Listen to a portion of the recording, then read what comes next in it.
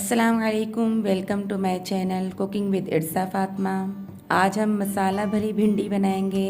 अचार गोश्त के मसाले को हमने 2 चम्मच लेके उसमें इमली का पल्प डाल के उसे मिक्स कर लिया है और उसे तमाम भिंडियों में भर लेंगे। याद रखिएगा भिंडियाँ जो हमें बड़ी बड़ी ही रखनी है, आगे और पीछे से सिर्फ उसके एक्स्ट्रा पीस उतार के उसे पूरा साबुत रख के उसमें मसाला भर लिया है। उसके बाद उसे कर लेंगे फ्राई।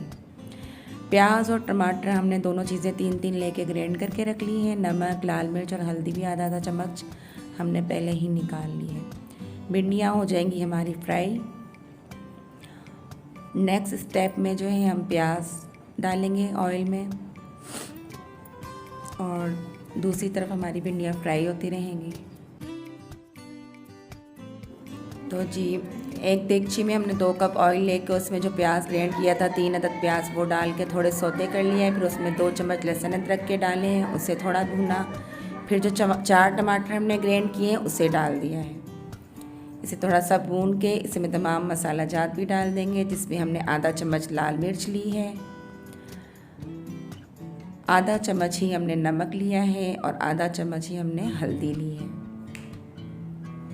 कुटा हुआ ज़ीरा भी हमने आधा चम्मच ले लिया है, वो भी डाल देंगे। मसाले को अच्छी तरह भून लेंगे। जब ये ऑयल छोड़ दें और मसाला भुन जाए तो भिंडियाँ जो हम सारी फ्राई कर रहे हैं वो इसमें डाल देंगे।